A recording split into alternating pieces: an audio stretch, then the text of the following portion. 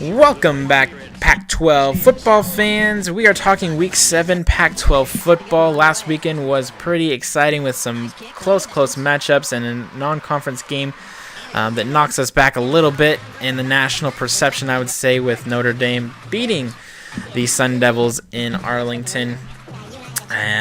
Some other close games with Stanford and Washington coming down to the last few seconds in that one.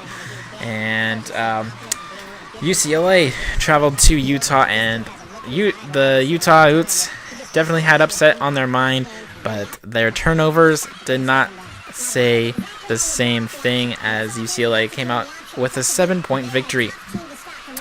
So far this year on the Pac-12 picks, I am 41-5. I went 4-1 last week, losing that Notre Dame Arizona State game.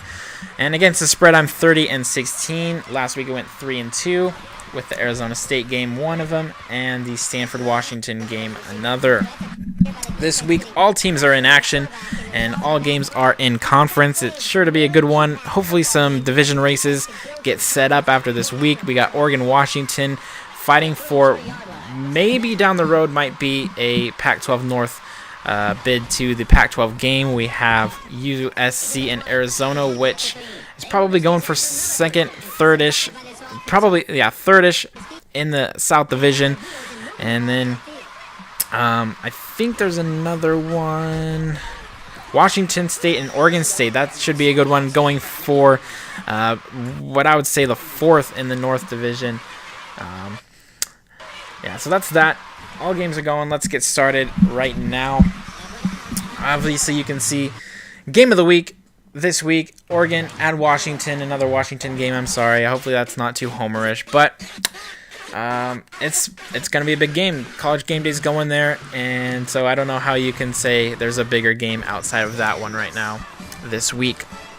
We'll start it off at the Memorial Coliseum in LA, where Arizona Wildcats travel to take on Lane Kiffin. I almost said Lane Kiffin, but his old team. How will the Trojans do without their coach calling the shots? And I think Ed Ogren, I don't know how to say his last name, is the interim coach. How will they do? I think definitely they can beat Arizona. I think it might be a little bit closer with all the uncertainty surrounding the program right now. And Arizona is not a bad team. They're definitely looking for a game like this to prove that they should be in talks for the South bid to the Pac-12 championship game, which might be a legitimate one. And that's going to come down to maybe the territorial war as well as their game with UCLA. I don't know who's home in that matchup, but I'm going with USC to win this one, 28-24. USC is favored by 6 points, but I don't know. I think it'll be closer than that. Next game up, California Golden Bears travel to take on the Bruins of UCLA. California coming off that loss where the Cougars doubled their score. Didn't really watch it, didn't really see the box score or highlights or anything, but from what I could tell, Connor Holiday just tore up the offense. I think he was one of the Pac-12 players of the week, or maybe one of the nominee-ish guys, or definitely a candidate. I really did think California was going to score more. Definitely shows how much improved the Cougar defense is, only allowing 22 points. I think that's the lowest California's been held to so far this season. So definitely a good thing moving forward for the Cougars. How does California rebound? It's going to be hard when they have to go to LA to the Rose Bowl to fight the not the Golden Bears, but the Bruins. I'm going with UCLA big in this one, 55-24. And yeah, UCLA strengthens its stranglehold on the South Division. Next, I have Colorado Buffaloes traveling to Tempe to take on the Arizona State Sun Devils. And Arizona State did not look particularly well last week. They looked okay and looked pretty good when they were coming back, but ultimately threw an interception and could not get it done against Tommy Rees, Louis Nix, and other members like that. They looked good on offense, to me at least, but Tommy Rees looked better when facing the Sun Devils defense, which I thought was pretty good and I thought was going to be able to contain him really well. I didn't think they were going to score that many points, but they came out and proved me otherwise. And Arizona State kind of took a notch down, knocked out of the AP top 25. But it's Colorado coming to town and a rebound game for them. I'm saying Arizona State 52, Colorado 17. We talked about them a little bit already. Washington State, they host the Oregon State Beavers this coming week and are favored at home by 1 point. Small spread. It's pretty much pick who you want to win straight up. And that's it. This one was really hard for me. Both offenses were going. I actually kind of regret my pick right now. I'll tell you in just a minute. Washington State, like I said, defense looks improved. I'm not sure what the weather forecast looks like, if that's going to be in favor of the Cougars or whatnot. Oregon State, one of the best offenses in the Pac-12 right now. Sean Mannion playing lights out. And I think, if I remember correctly, Brandon Cooks got taken out last game. I'm not sure if he's back. I'm not sure if Storm Woods is even back yet. So they're hurting a little bit. They need a bye week soon to heal themselves. But they still are one of the grittiest teams in the nation. Not the nation, but the conference. Their defense needs to just get a few stops, and I think they can win this one. I originally said 49-45 in favor of the Beavers, but I don't know. Can Cougars stop Sean Mannion and hold him to only 49 points? I don't know. I'm actually going to stick with my original prediction, 49-45. Sean Mannion's going to take over this game in Pullman. Next up, I have Stanford at Utah. Stanford coming off an emotional, physical win, and a lot of back and forth battling between Sark and Shaw about faked injuries. I don't know where to stand on that. It seemed like it, but I don't know why they would have some of their best players go down. So I don't know. It's tough to say. Utah, kind of hard place to travel to, as obvious it was last week when UCLA came to town and only lost by 7 points after throwing 6 interceptions.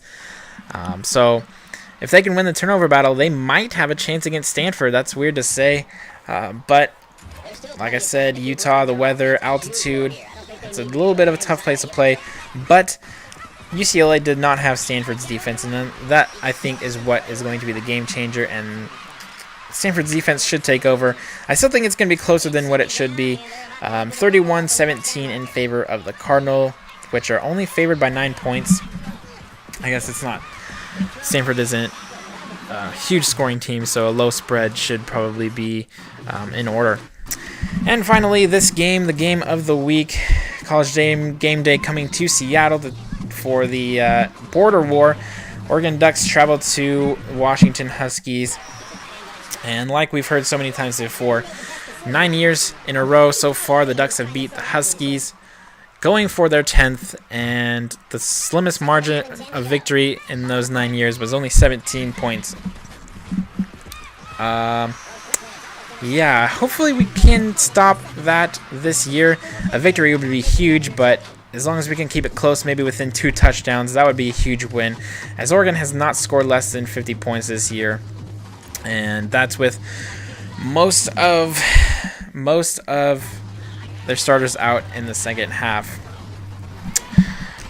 I don't know if I already said this, but I don't know if D'Anthony Thomas is going to be back. He's going to definitely be a weapon for the weak Washington special teams, as they were kind of foiled last weekend against Stanford and let up a lot of yards to Ty Montgomery and the rest of the special teams of Stanford. They're going to have their hands full with D'Anthony Thomas, and not to mention just in the special teams, but all around they have a whole bunch of guys. Josh Huff, Munch, I don't know his last name, but the new tight end, now that Colt Lyerla left the team. Big news. That was pretty surprising to me. But nonetheless, you just got to keep playing. Marcus Mariota, Thomas Tyner, Brandon Marshall. The list goes on, and not to mention their defense is pretty good as well. Improved from last year. One of the best units in the Pac-12. Kind of secretly, you think of Stanford. on the defensive side for best teams in the conference. You think offense when you think of Oregon, but I think it might be close in the first quarter. I mean, it's gonna be kind of close the whole game, but I think it's just gonna be kind of like the Stanford game where Washington is never leading. They're just right there trying to get back in the game, but Oregon keeps slamming the door on them over and over. I'm going with Oregon in this one, as much as I hate to say it. 41-27 over my Huskies. And so that's it. This weekend, 6 decent games. Should be an exciting weekend in the Pac-12. Let me know what you guys think. Give me your predictions. And tell me why mine are wrong. Just yell at me, beat me up. Do whatever you want. I will definitely be watching the Oregon-Washington game and watching College Game Day. So you should too. But watch as much Pac-12 football as you can and hope for a exciting race to the Pac-12 championship game.